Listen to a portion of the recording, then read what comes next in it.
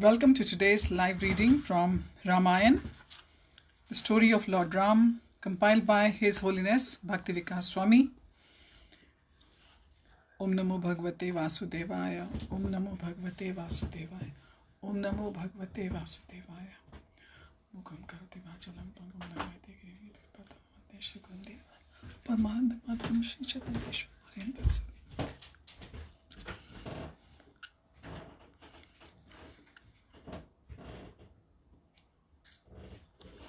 So we'll continue from yesterday's reading from Bala Kanda, where we finished when Vishwamitra was trying to help Trishanku, and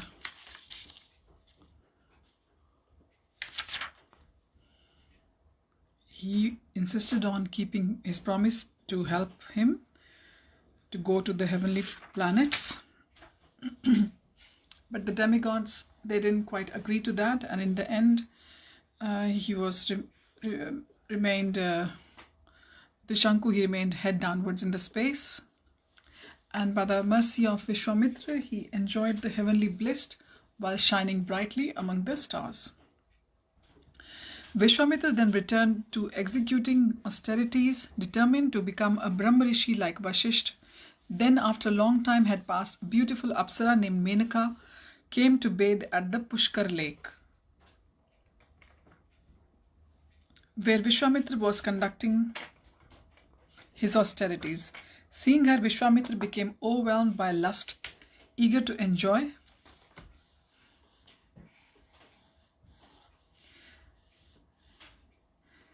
Vishwamitra implored her to remain with him at his ashram. She happily consented, and thus they passed 10 years together, enjoying each other while lost to the pleasures of sensual enjoyment. Finally, Vishwamitra came to his senses and felt greatly disgusted.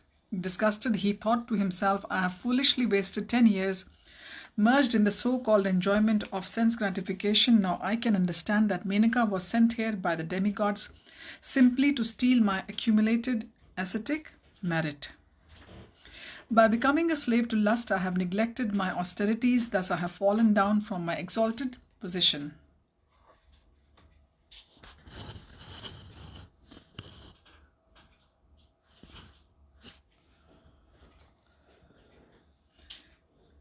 Vishwamitra dismissed the fearful Menaka and then went to the northern side of the Himalayas, determined to remain celibate from then on.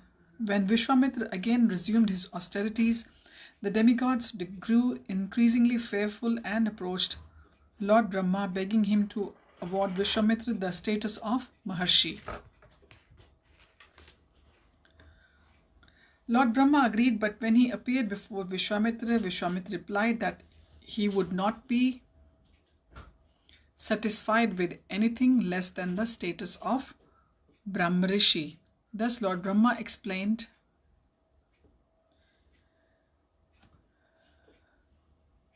you have not yet fully controlled your senses, therefore you will have to practice more austerities before achieving your desired goal. After Lord Brahma departed, Vishwamitra resumed his austerities, standing with arms upraised and subsisting on air alone for 1,000 years. Thus Indra and other demigods again became fearful and devised yet another plan to thwart Vishwamitra. Indra requested the lovely Apsara named Rambha to allure Vishwamitra away from his practice of austerities. Trembling with fear, Rambha declined, saying that she feared Vishwamitra's curse. Indra, however, assured her by saying, dear girl, please do not be afraid, for you shall succeed. It is springtime and Cupid shall accompany you. I shall also go disguised as a sweet singing cuckoo. Do not worry, your beauty is irresistible. Vishwamitra will become a toy in your hands. Rambha finally agreed, and thereafter she appeared before Vishwamitra in a most pleasing manner, displaying her feminine allurements. At first Vishwamitra was pleased to see her, thinking she had come of her own accord. However, after a moment's consideration, Vishwamitra realized that her appearance was simply another trick to thwart him from his practice.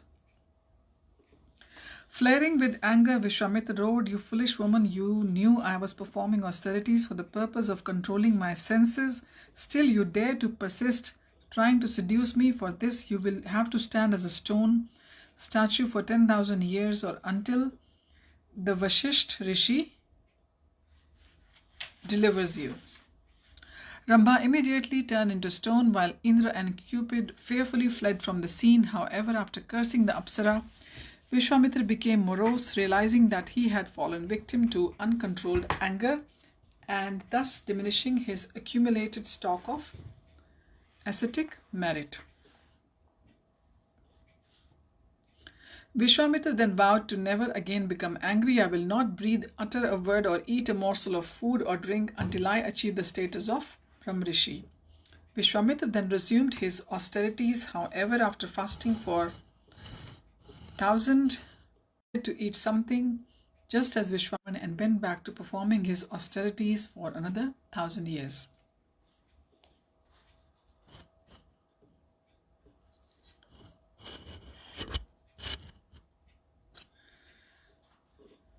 Vishwamitra's powerful austerities began to heat up the entire universe, and smoke began to emanate from his head. Feeling great distress, the demigods again approached Lord Brahma to appease Vishwamitra. At that time, Lord Brahma, along with the demigods, went to Vishwamitra and awarded him the status of Brahmrishi just to persuade him to desist in his austerities. Vishwamitra became very satisfied at heart. However, he further insisted, "It is enough for you to reward me. It is not enough for you to award me the status of Brahmrishi. I must also be accepted as such by the other Brahmarishis, especially Vashisht." Thus, at the request of the demigods, Vasisht went to Vishwamitra and agreed to recognize him as a Brahmrishi. In turn, Vishwamitra also offered great respect to Vasisht. The long-standing enmity was soon forgotten and they became friends. The next morning, Maharaj Janak called for Vishwamitra, Ram and Lakshman. After respectfully greeting them, he said, "I know that such great personalities would not come here without some grave purpose. Therefore, please inform me what service I may offer." Vishwamitra smilingly replied, "Ram and Lakshman have come here because they are eager to see the wonderful bow you have kept and have worshipped for so long." Maharaj Janak then explained this bow was used by Lord Shiva in a bygone age to disrupt the sacrifice of his father-in-law, Daksha. Being denied his sacrificial share, Lord Shiva angrily picked up his bow and threatened to annihilate the demigods. Coming to their senses, the demigods were able to pacify Lord Shiva. In turn, he handed over his bow to them. The demigods then entrusted the bow to Devvrat, the descendant of Maharaj Nimi, my forefather. After describing the history of Lord Shiva's bow, Maharaj Janak then related another interesting story. "Once upon a time, I was leveling the sacrificial arena with a golden plow. Such to my astonishment, I happened to uncover a baby girl. I named her Sita. Sita means furrow, and raised her as my own daughter. Sita quickly grew up, and when she attained maturity, many eligible princesses came calling, hoping to win her hand in marriage. Since my daughter was not an ordinary being, I explained to the princesses that to win her hand in marriage, they must possess great valor. Then I brought forth the bow of Lord Shiva and asked them to string it. However, none could even lift or hold it. What to speak of bending or stringing it? Most of the princesses left, feeling insulted, and then banded together to attack Mithila. A fierce battle raged for 12 months. Finally, as my army weakened, I prayed to the demigods for assistance. In answers to my plea, the celestials mercifully sent an army, and simply by seeing them, my enemies fled in fear. Since Ram is eager to see the bow of Lord Shiva, I shall bring it before him to examine. If Ram is able to string the wonderful bow, then I will gladly give him my beautiful daughter Sita." Soon 500 strong men pulled the immense bow, which was encased in a chest and mounted on a cart with 8 wheels. Vishwamitra invited Ram to open the chest while thousands of people gathered to watch. As Ram gazed the admiration at the bow, Maharaj Janak warned, even great demigods, demons, rakshas, yakshas, gandharvas and nagas have failed to even bend this mighty bow. How then will a mere mortal succeed in stringing it? Nevertheless, Ram sportingly placed his left hand upon the middle of the bow.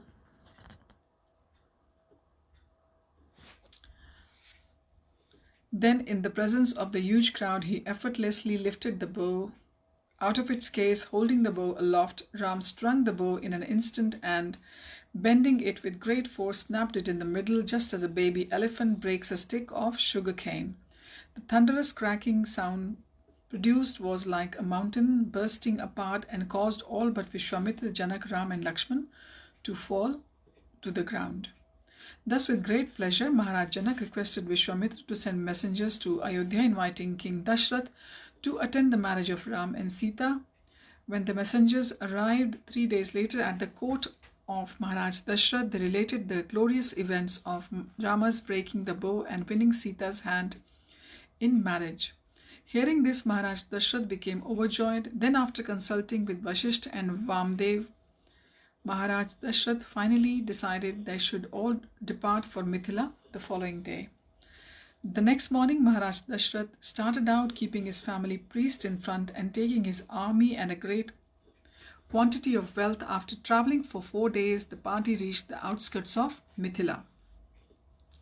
Seeing his approach, Maharaj Janak came out to meet Maharaj Dashrath, giving him a royal reception. Thereafter, when Maharaj Dashrath had met with his sons, it was fixed that the preliminary marriage rituals would begin at an auspicious moment the next day.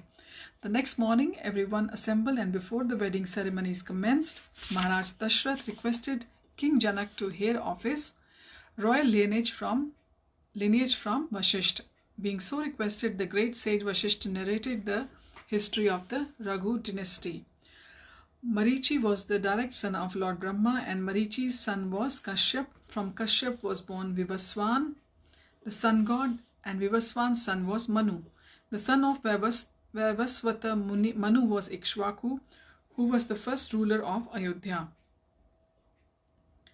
Many generations later in Ikshvaku line came Bharat, whose son Asita was conquered by his enemies, the Hayas, Talajangas and Shashabindus. Being defeated, Asita decided to retire to the Himalayas along with his 2 wives. When Asita passed away, one of the widows named Kalindi was pregnant. The other became envious of her and mixed poison in with Kalindi's food, desiring to kill the child within her womb. When Kalindi began to suffer the effects of the poison, the great Rishi Chevan appeared to arrive at the spot. Kalindi tearfully sought his blessing so that her child might live. The Rishi assured her that a son would be born along with the excreted poison. Because of these unusual circumstances, Kalindi's son was named Sagar, or one who is born along with the poison. Later on, in the line of Ikshvaku, the great grandson of Maharaj Bhagirath named Pravriddha was cursed by Vasishtha to become a Rakshas, and thus he came to be known as Kalmashpad. There were many great kings who descended from Ikshvaku as Ambrish, Nahush, Yayati, Nabhag and Aja, the father of Maharaj Dashrath. After describing the histories as well as many others, Vasishtha formally requested King Janak to give away his 2 daughters Sita and Urmila in charity to Ram and Lakshman. Janak Maharaj then described his own genealogy, beginning with King Nimi and concluding with his own father Harshvaroma. The king then happily concluded the solemn agreement, giving away his daughters to the son of Maharaj Dashrath. First, Janak requested Dashrath to have the Samavartan ceremony performed for Ram and Lakshman. This entails shaving the head and underarms when a student returns home from the Gurukul. Then the fire sacrifice was fixed for 3 days later at an auspicious ceremony. Vasishtha requested that the 2 daughters of King Janak's younger brother Kushadhwaj be given in charity to Bharat and Shatrughna. Janak agreed, and when Samavartan ceremony was performed, Maharaj Dasharat gave away 100,000 cows in charity to the Brahmanas for each of his 4 sons. Thereafter, at the auspicious hour known as Vijay, on the day chosen for the marriage, Vasishtha approached Maharaj Janak and said, O king, the ruler of Kaushal and his 4 sons wait outside for he who shall give away his daughters. Let the auspicious wedding sacrifice now begin without delay. Thereafter, Maharaj Dashrath escorted his 4 sons into the sacrificial arena, while Vasishtha Muni prepared the sacred altar, decorating it with sandalwood paste, flowers, potted plants, bowls filled with scented water, grains, incense, and pots of turmeric, along with other auspicious articles. Then, when all was ready, Vasishtha lit the sacrificial fire and began offering oblations, while the other Brahmins chanted Vedic mantras. King Janak then escorted Sita into the sacrificial arena and seated her next to Ram. With the voice trembling with emotion, Janak said, O noble prince, this is my daughter Sita. Please take her hand and accept her as your lifelong partner. She is a reservoir of all auspicious qualities. She will forever be devoted to you as faithfully as your own shadow. Then as Gandharvas sang and Apsaras danced with joy amid showers of flowers from heaven and the vibration of celestial drum, King Janak joined the hand of the goddess of fortune Sita with the hand of Supreme Lord Ram.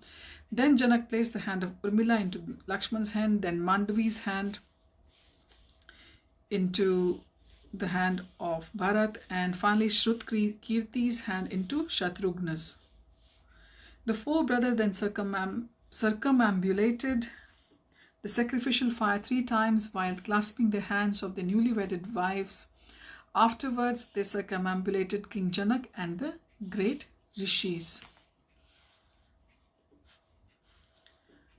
Upon gaining Sita, the embodiment of all loveliness and virtue, Ram felt unlimited satisfaction and happiness. Similarly, Sita felt unprecedented bliss upon achieving her beloved Ram, the lord of her heart and the emblem of goodness, chivalry, intelligence, and handsomeness.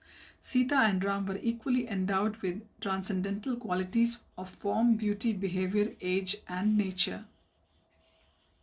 Dedicating their hearts to each other, Sita and Ram shone resplendently just as Lord Vishnu shines in the company of his divine consort, Lakshmi.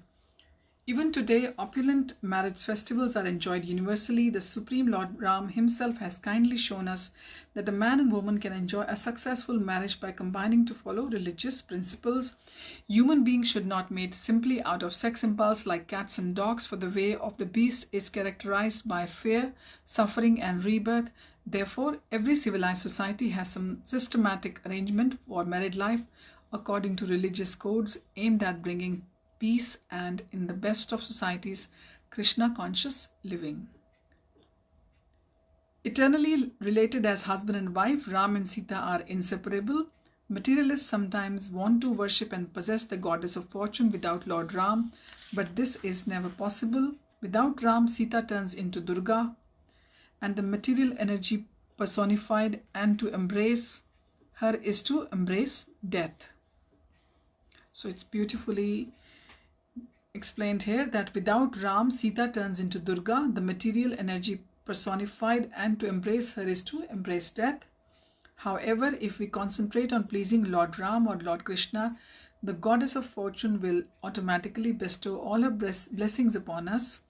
The secret of successful living, including family affairs, is to put the Lord in the center of our life and make his services the goal of our life. So like I was saying earlier on as well, that we worship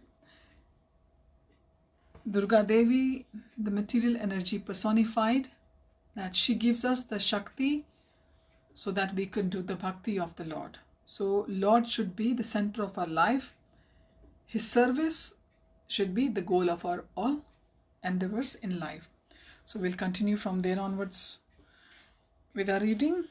And so now I would like to take your leave. Again, I wish you all a very happy Ashtami and Navami. I hope you all have done nice puja of of Bhagwan and Durga Devi as well.